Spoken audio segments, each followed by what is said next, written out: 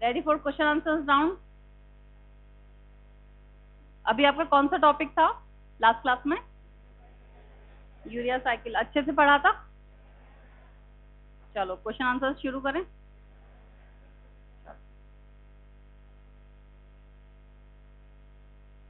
Keep quiet. अब जो बोलता हुआ नजर आ गया नेक्स्ट क्वेश्चन उससे, ठीक है? चलो अब स्टार्ट हो जाओ। फर्स्ट, खड़े हो। What's your name? लक्ष्य।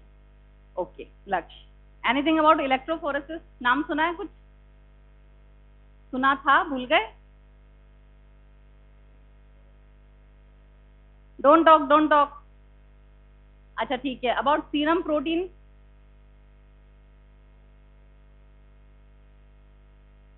एंटीबॉडीज नहीं होती उसमें, सीरम हो गया। एंटीबॉडीज जिसमें होती है उसको फटाफट फटाफट जाके बैठो, जिसमें that is called serum. Okay sit down. Serum में कौन कौन से प्रोटीन्स होते हैं? What is the topic today? Electrophoresis and serum protein electrophoretic pattern.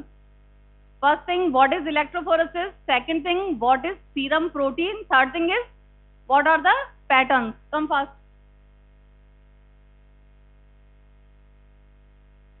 Anything about serum protein?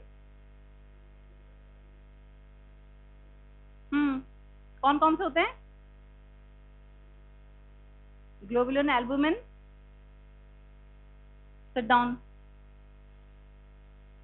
Red sweater, this one. हाँ बच्चे आप बताओ, व्हाट्स योर नेम? आपसे, आपका क्या नाम है?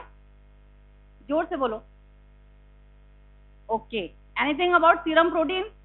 कुछ बताएंगे आप? नहीं बताएंगे? मन नहीं है बताने का? हाँ पता नहीं है। नेक्स्ट, आप बताओ बच्चे, आपका क्या नाम है? जोर से बोलो बेटा। अच्छा जयेश बताओ, सीरम प्रोटीन कौन कौन से होते हैं? पास पास यहीं बैठ जाओ, फर्स्ट रो बैठ जाओ। Any idea? नहीं है तो अब ले लो, बट बात नहीं करो, ठीक है? Sit down.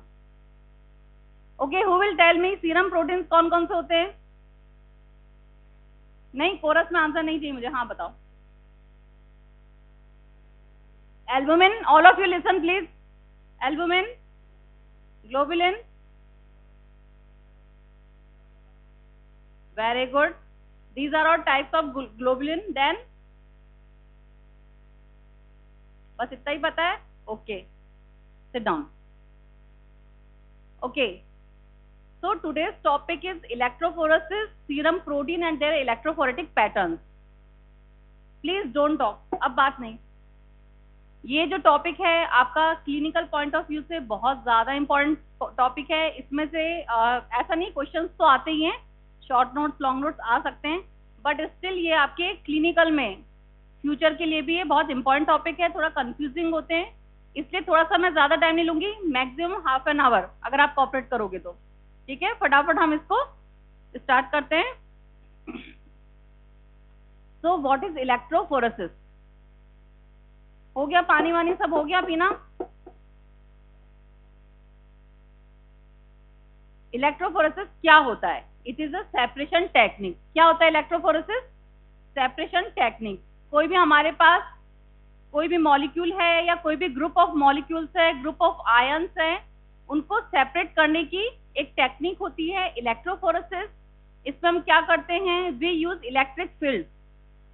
इलेक्ट्रिक फील्ड में आयंस का और मॉलिक्यूल्स का मूवमेंट होता है according to their molecular weight, their charge और बफर मीडिया, उसके अकॉर्डिंग ये सब अपनी अपनी जगह पे सेट हो जाते हैं। सो दिस इज द इलेक्ट्रोफोरेसिस। ठीक है, अब हम यहाँ बात कर रहे हैं, हम बेसिकली बात करेंगे सीरम प्रोटीन्स की। तो first we should know what are the serum proteins, क्या क्या होते हैं। What is the composition of blood? Blood का कंपोजिशन क्या होता है? फर्स्ट थिंग, अगर हम ब्लड में देखें, लिक्विड पोर्शन क्या होता है? प्लाज्मा। सॉलिड पोर्शन में क्या क्या होता है? RBC, WBC and platelets. Okay, अगर हमने सेंट्रीफ्यूज किया, what is centrifugation? What is centrifugation? Mixing is centrifugation. आप बताओ बच्चे। What is centrifugation? No idea? Sit down. Anybody? Back side आप बताओ. फिर हम इसको रोटेट करेंगे. Okay, sit down. Very good. Centrifugation means fast speed से. It can be 400, it can be 300, 500 RPM rotation per minute. अगर हम फास्ट स्पीड से रोटेट करेंगे ब्लड को, जो कि आपकी लैब्स में होता है, लैब में जब भी प्रोसेसिंग होती है सैंपल्स की, या आप बायोकेमिस्ट्री से रिलेटेड अगर पढ़ रहे हैं अभी, बायोकेमिस्ट्री लैब में सबसे पहले सैंपल आने का उसका क्या होता है? सेंट्रीफ्यूगेशन. ऊपर जो सबसे लोएस्ट डेंसिटी का पोर्शन है दैट इज कॉल्ड, क्या होता है वो? प्लाज्मा. अगर यही हम ब्लड को क्लॉट करके सेंट्रीफ्यूज करें तो ये क्या होगा? Serum. What is the difference between plasma and serum? ऐसे नहीं. ओके, आप बताओ. Second number 1 2 3 4 fourth. हाँ, फोर्थ रो में सेकंड नंबर बताओ.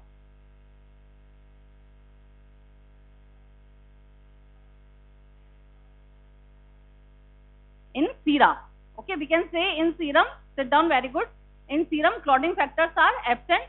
तो अगर हमने क्लॉटेड ब्लड को सेंट्रीफ्यूज किया है तो जो सुपरनेटेंट है दैट इज सीरम. अगर हमने अनक्लॉटेड ब्लड को या हमने फ्रेश ब्लड को अगर हमने सेंट्रीफ्यूज किया है दैट इज प्लाज्मा. ओके, तो फर्स्ट हम देख रहे हैं येलो कलर का क्या है आपका? प्लाज्मा. क्योंकि हमने यहाँ पे सेंट्रीफ्यूज हमने ईडीटी पर्पल कलर की कैप में लिया है, ये आपको बाद में पता चलेगा. ये ईडीटी वायल होता है, इसमें क्लॉट नहीं होता सैंपल. सेकंड, जो बीच की मिडिल लेयर है वो है आपका डब्ल्यूबीसी एंड प्लेटलेट्स. और लास्ट जो है सबसे हैवी पोर्शन किसका रहता है? आरबीसी का. ओके, अब हम प्रोटीन्स की बात, प्लाज्मा की बात करें या सीरा की बात करें, उसमें प्रोटीन्स होते हैं, वाटर होता है जो कि उसको लिक्विडिटी प्रोवाइड करता है. प्रोटीन्स कौन कौन से होते हैं? These are plasma proteins. Albumin सबको पता है, बहुत बड़ा पोर्शन होता है. क्या रेंज होती है एल्ब्यूमिन की? 2.5 to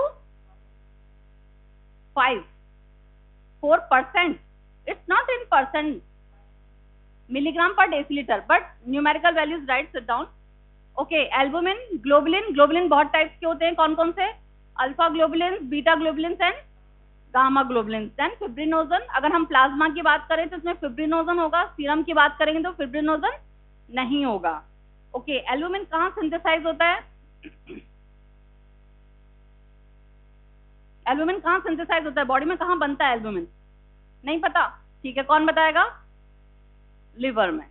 अगर ना समझ में आए कि कौन सी चीज कहाँ सिंथेसाइज होती है, एक बार अटेम्प्ट कर लेना लीवर, क्योंकि लीवर बहुत बड़ा सिंथेसाइजिंग ऑर्गन है.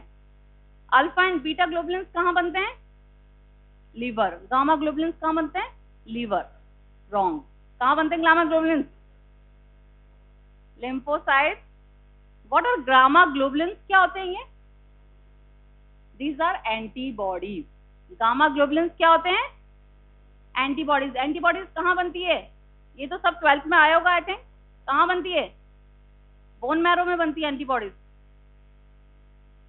कहाँ बनती है? Fibrous. What fibrous? Thymus. Thymus में मैच्यूरेशन होता है बच्चे, दैट इज मैच्यूरेशन. ठीक है, कहाँ बनती है? बोन मैरो में ही बनती है. बोन मैरो से इसका ट्रांसफर होता है इधर थाइमस और इधर स्प्लीन. जहां इसका मैच्यूरेशन होता है, ये कांटेक्ट में आती है एंटीजेंस के, वहां पे मैच्यूरेशन का प्रोसेस होता है. Okay, so gamma globulins are antibodies, alpha and beta globulins are globulins. इनका क्या फंक्शन होता है? एल्बुमिन का क्या फंक्शन होता है? ऑस्मोटिक प्रेशर को मेंटेन करना. ओके, और अपना अल्फा एंड बीटा ग्लोबुलिन्स का क्या फंक्शन होता है? Black shirt, stand up. खड़े हो बच्चे, आपको पता है मैं आपको बोल रही हूँ. What's your name? बच्चे का नाम बताना, बाकी को तो पता होगा. शर्मा जी. कौन सा नाम बताओ? राहुल शर्मा. अच्छा राहुल बताओ, अल्फा एंड बीटा ग्लोबुलिन्स का क्या फंक्शन होता है? जोर से बोलो बच्चे. Immunity. Alpha and beta globulins provide immunity. Next, sit down. बच्चे बताओ क्या फंक्शन होता है? नहीं आइडिया? Okay, sit down. क्या फंक्शन होता है अल्फा और बीटा ग्लोबुलिन्स का? डिफेंस, तो फिर गामा क्या करेगा? हेल्प करेगा? नहीं। अल्फा एंड बीटा ग्लोबुलिन्स होते हैं ट्रांसफर प्रोटीन। जो ये ट्रांसपोर्ट प्रोटीन्स होते हैं they are alpha and beta globulins. Gamma globulins related to immunity. ठीक है, ये वाइवा में भी क्वेश्चंस होते हैं। एटलीस्ट ये बेसिक कॉन्सेप्ट्स आपके क्लियर होते हैं। ग्लोबुलिन्स 3 टाइप्स के होते हैं basically, alpha beta and gamma. Alpha beta कहाँ सिंथेसाइज होते हैं? लीवर में। गामा कहाँ सिंथेसाइज होता है आपका? लिम्फोसाइट्स में। ठीक है, बी एंड टी लिम्फोसाइट्स। ठीक है, and B and T lymphocytes आपके ऑब्वियसली बोन मैरो में सिंथेसाइज होते हैं।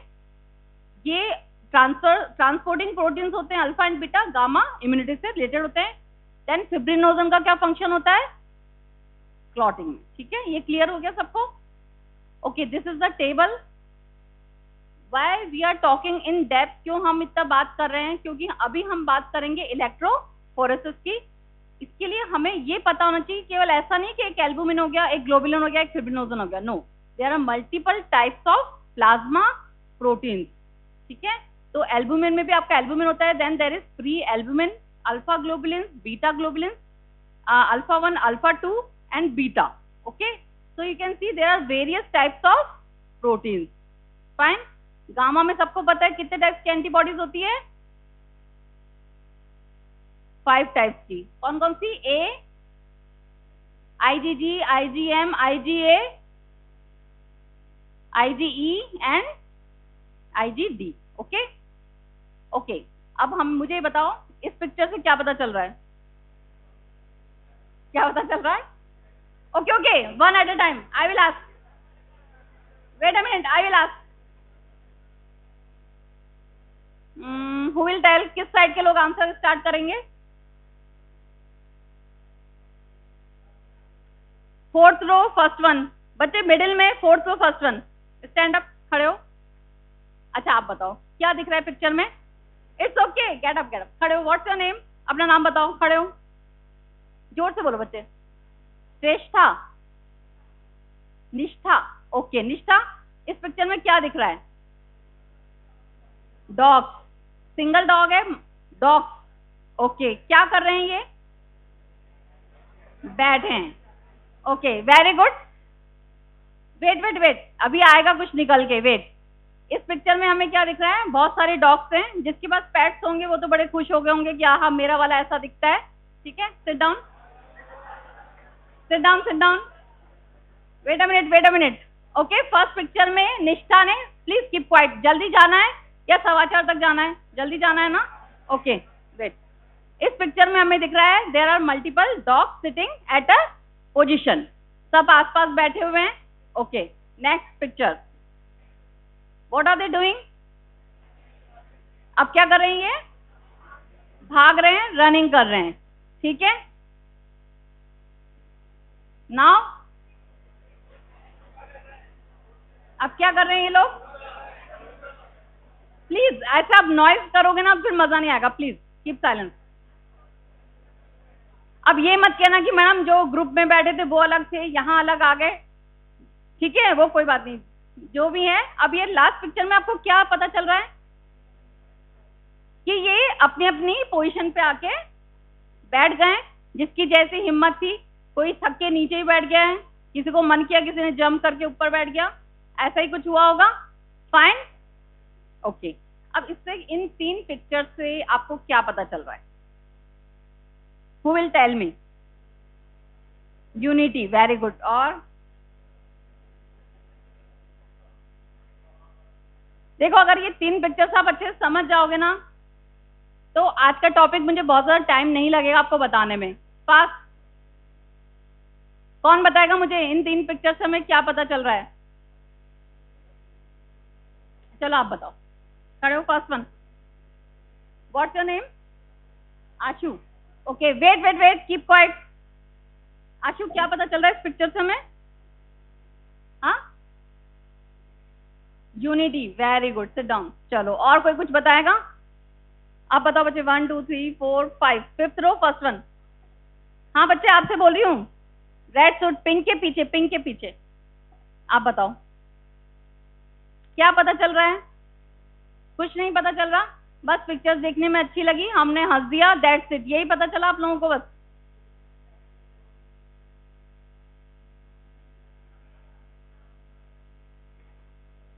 हाँ, they are coordinating, okay, you can say sit down.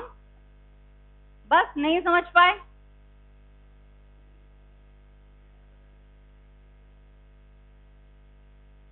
Wait wait wait, कहाँ चला गया हमारा? Okay, wait a minute. In this picture, you can explain electrophoresis. How? Listen to me. Please listen to me. यहाँ पे क्या है? सारे आप डॉग से ले सकते हैं. What happened बच्चे? क्या हुआ? Don't laugh, don't laugh. पानी पीने जाना?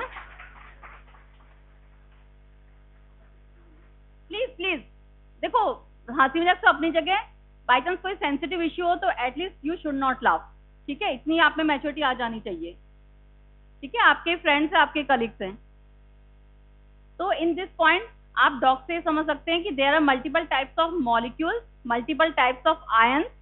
इन सबको अगर हमने इलेक्ट्रिक फील्ड में मूवमेंट के लिए फ्रीली छोड़ दिया लाइक दिस, तो according to their stamina, capacity, you can say, they will arrange themselves.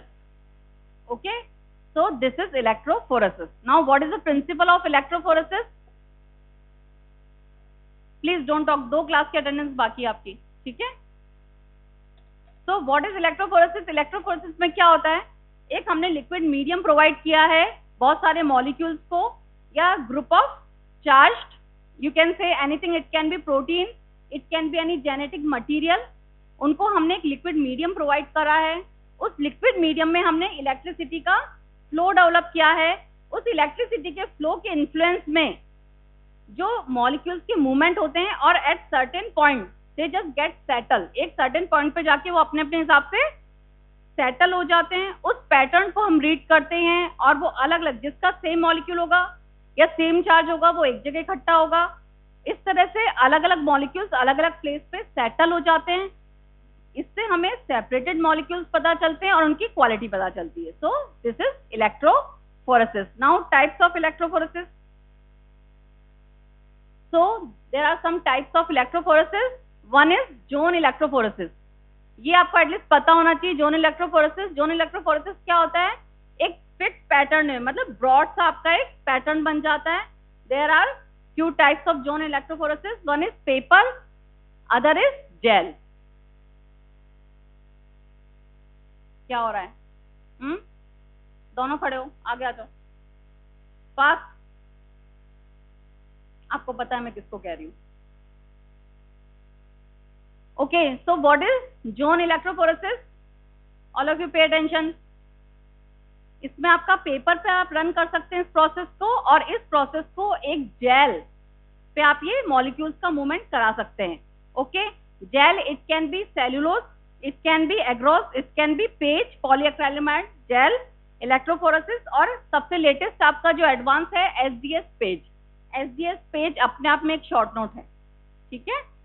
मतलब ये अपने आप में सब स्मॉल स्मॉल शॉर्ट नोट्स में आ सकते हैं, बट एसडीएस पेज आपका लेटेस्ट है तो ये आपका शॉर्ट नोट आ सकता है, ठीक है? There are some zone electrophoresis. Then we have capillary electrophoresis. Capillary tube सबको पता है क्या होती है? क्या होती है कैपिलरी ट्यूब? जिसका डायमीटर बहुत ही स्मॉल होता है, ठीक है? बहुत ही पतली सी जो ट्यूब होती है, दैट इज कैपिलरी ट्यूब. अगर हम इलेक्ट्रोफोरेसिस का प्रोसेस कैपिलरी ट्यूब के अंदर परफॉर्म करते हैं, that is called capillary electrophoresis. Okay, अब इसको कौन कौन से फैक्टर्स अफेक्टिंग करेंगे? जो जो फैक्टर्स इसमें पार्टिसिपेट करेंगे, लाइक हमने इलेक्ट्रिसिटी डेवलप किए तो चार्ज ऑफ पार्टिकल, बफर जो हमने लिक्विड मीडियम प्रोवाइड किया है वो अफेक्ट करेगा, size of particles, molecular weight, उनका size, pH of medium, strength of electric field, ionic strength and electrode, anode and cathode. ये सब चीजें अफेक्ट करेंगी कि कौन सा मॉलिक्यूल किस पोजीशन पे आके डिपॉजिट होगा, ठीक है? Now come to the zone electrophoresis. इसमें हम डिस्कस करेंगे पेपर. पेपर की हमने बात की, हमें क्या चाहिएगा? Paper, that is filter paper चाहिएगा. एक हमें अपरेटस चाहिए जिसमें हम पूरा सेटिंग करेंगे. So this apparatus will be like this. ये अपरेटस जो है ये आपका पेपर इलेक्ट्रोफोरेसिस का है। यू कैन सी ये जो मिडिल पोर्शन है यहाँ पे हम एक फिल्टर पेपर एडजस्ट करते हैं। बोथ साइड जो आप देख रहे हैं नॉच सी है, नॉच में हम क्या करेंगे, लिक्विड सॉल्यूशन फिल करेंगे, that is buffer solution. And red और ब्लैक जो आपको दिख रहे हैं यहाँ पे नॉब, यहाँ से हम अटैच करेंगे anode and cathode for electricity. क्या हो रहा है बच्चों, क्या बात हो रही है?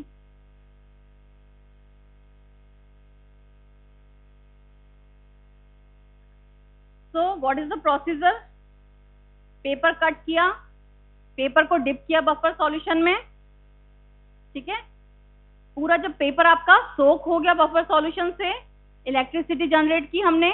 बीच में एक मिडिल पोर्शन पे जहाँ पे कि हमने उसको मेजर कर दिया कि हमने पेपर पे किस पोजीशन पे हमने सॉल्यूशन रखा है। सॉल्यूशन जो हमें सेपरेट करना है, group of molecules, any genetic particle like DNA, RNA, whatever, हमने उसको प्लेस किया, रख दिया उसको सोक्ड फिल्टर पेपर पे और उसको कवर कर दिया एपरेटस को।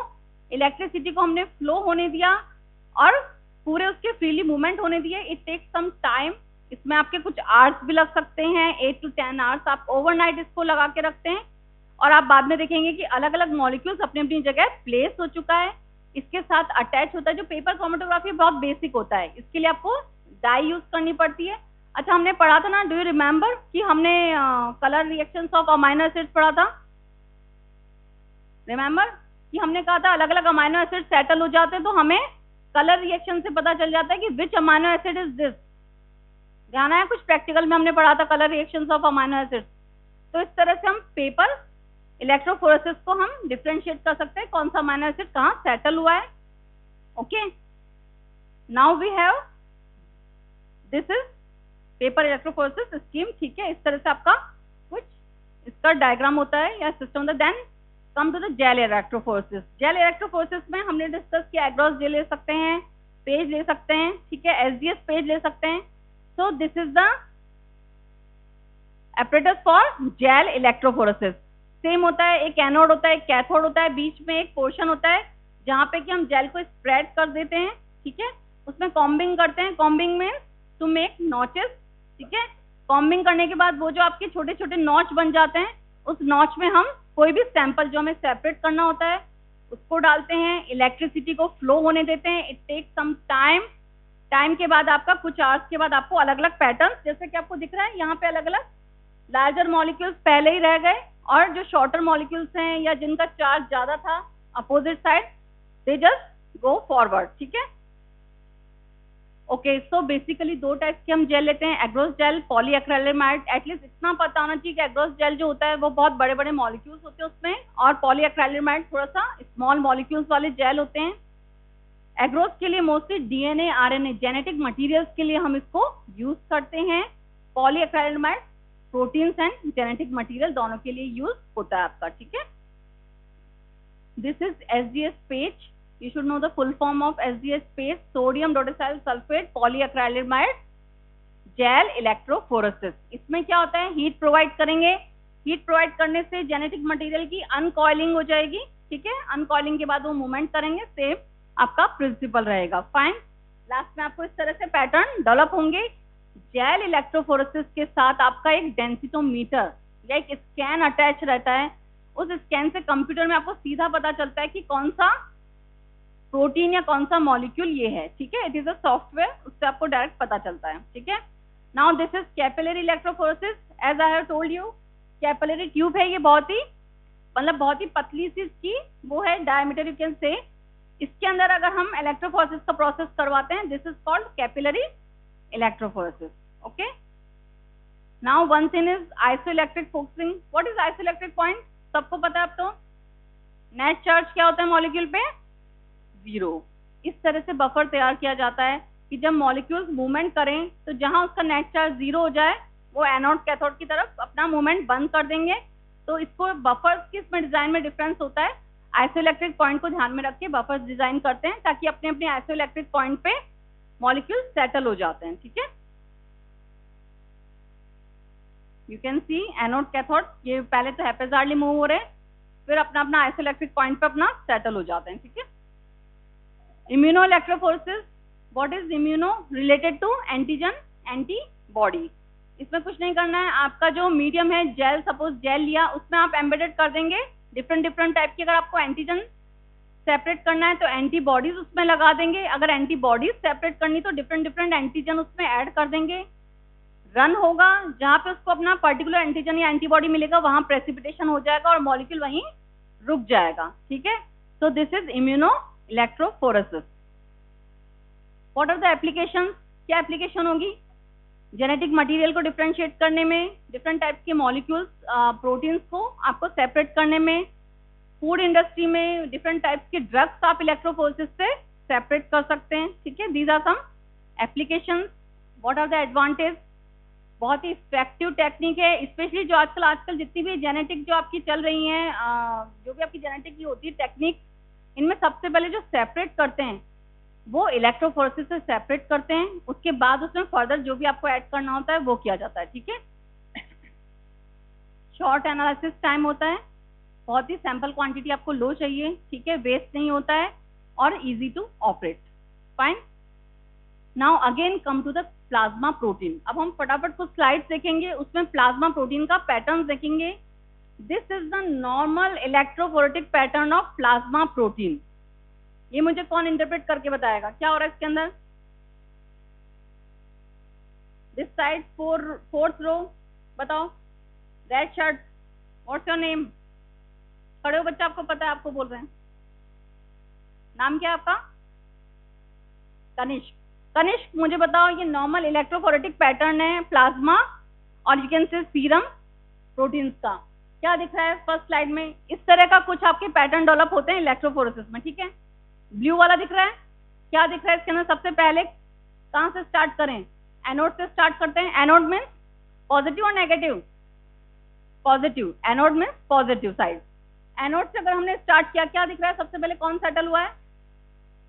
एल्बुमिन। फिर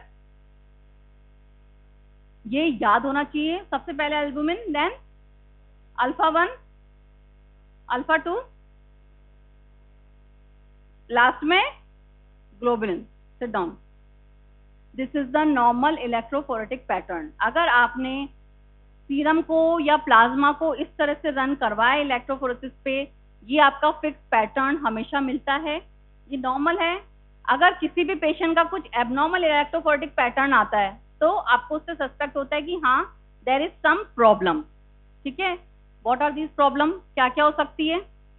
ये आपका नॉर्मल हो गया। अब इसमें भी ये देखो, सबसे बड़ा बैंड आपका किसका आया? गामा ग्लोबुलिन्स का आया, then beta, alpha 2, alpha 1 and lastly albumin. ये पता होना चाहिए कि एनोड की तरफ ए से याद करो, एनोड की तरफ क्या होता है स्टार्ट करेंगे तो एल्बुमिन होता है। Fine.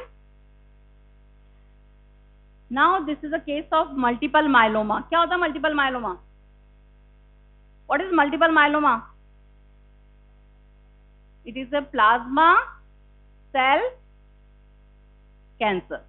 What is that? Multiple myeloma plasma cell का कैंसर होता है मल्टीपल माइलोमा। इसमें आपको क्या डिफरेंट लग रहा है?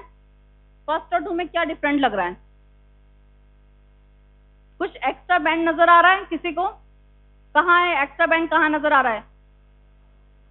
गामा एंड बीटा के मिडिल में, आपके बीच में आपको क्या नजर आ रहा है? Extra band. ये बहुत फेमस बैंड है, ये आपके मेडिसिन तक पीछा नहीं छोड़ेगा। This is called M band. कौन सा बैंड होता है ये? M band. एम बैंड किस में आता है? मल्टीपल माइलोमा में। ये क्यों आ गया? It means there is some extra protein, कुछ प्रोटीन होगी, उसने इलेक्ट्रोफोरेसिस पे मूव किया और वो अपना अलग से सेपरेट पोजीशन बना दिया। तो मल्टीपल माइलोमा क्या होता है? प्लाज्मा सेल का कैंसर होता है। प्लाज्मा सेल का क्या फंक्शन होता है?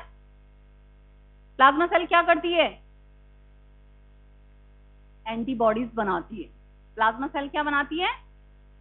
एंटीबॉडीज। आपके आया है अभी तक 12 तक आया है एंटीबॉडीज वगैरह कुछ? नो? आया भी होगा तो भी मना कर दो, नहीं आया था। आया था, ठीक है। एंटीबॉडीज में कितनी लाइट चेन्स, कितनी हैवी चेन्स होती हैं? 2 light chains and 2 heavy chains, ठीक है। तो ये तो सारी जिसके पास 2 लाइट चेन्स 2 हैवी चेन्स होंगी वो सारी कहाँ जाएगी? गामा में। वो सारी कहाँ कलेक्ट हो जाएगी? गामा में।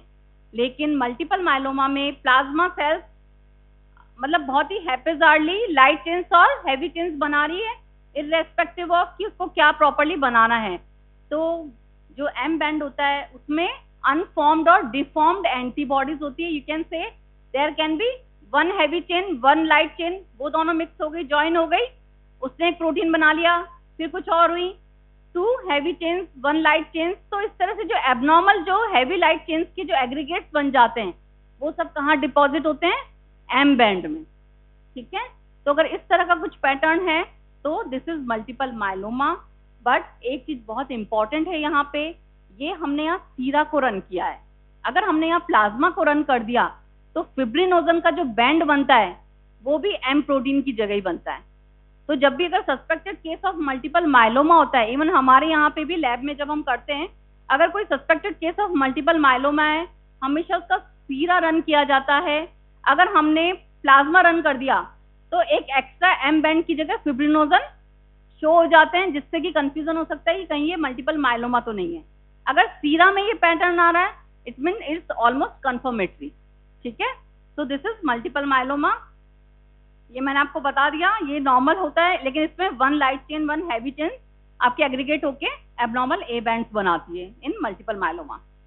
Now this is chronic infection. अब मुझे बताओ क्रॉनिक इन्फेक्शन में क्या होगा? एंटीबॉडीज ज्यादा बनेगी. एम आई राइट? क्रॉनिक इन्फेक्शन में क्या होगा? एंटीबॉडीज ज्यादा बनेगी. तो ये जो गामा बैंड है ये बहुत क्या हो जाएगा? डार्क हो जाएगा. यू कैन सी थोड़ा डार्क हो गया है गामा बैंड. और आपका अल्फा 2 अल्फा 1 भी ज्यादा बनेंगे. Why? Because of inflammation. These are some proteins जो लीवर हमारा इन्फ्लामेशन में प्रोड्यूस करता है. एल्बुमिन आपका थोड़ा सा श्रिंक हो जाएगा. सो अगर ये पैटर्न है this is for chronic infection. ठीक है, this is nephrotic syndrome. Nephrotic syndrome क्या होता है? Any idea? It is a kidney disease, renal disease होती है. एल्बुमिन बहुत ज्यादा किडनी से एक्सक्रीट होता है. ठीक है, इस कंडीशन में आपका क्या है? एल्बुमिन बिल्कुल हेजी हो गया है बैंड, क्योंकि एल्बुमिन सारा बॉडी से एक्सक्रीट हो चुका है. ठीक है, so this is nephrotic syndrome. This is cirrhosis of liver. It is very common condition. Cirrhosis of liver में क्या होगा? एल्बुमिन लीवर में बनता है, लीवर काम नहीं कर रहा है तो एल्बुमिन का बैंड बहुत श्रिंक हो जाएगा या ऑलमोस्ट हेजी हो जाएगा. ठीक है, so this is pattern of cirrhosis liver. Fine. Okay, ये सारे हमारी जो प्लेट होगी, जो इलेक्ट्रोफोरेसिस रन होगा उसमें शो होगा. लेकिन अगर हमने स्कैन किया डेंसिटोमीटर में तो कंप्यूटर पे हमें ये पैटर्न्स नजर आएंगे. जो आपकी रिपोर्ट्स आती है वो रिपोर्ट आपकी इस पैटर्न में होती है. ठीक है, इस तरह से अलग अलग आपके बैंड्स होते हैं. The first one is normal, second one is for infection and third one is for multiple myeloma. Fine, that's it.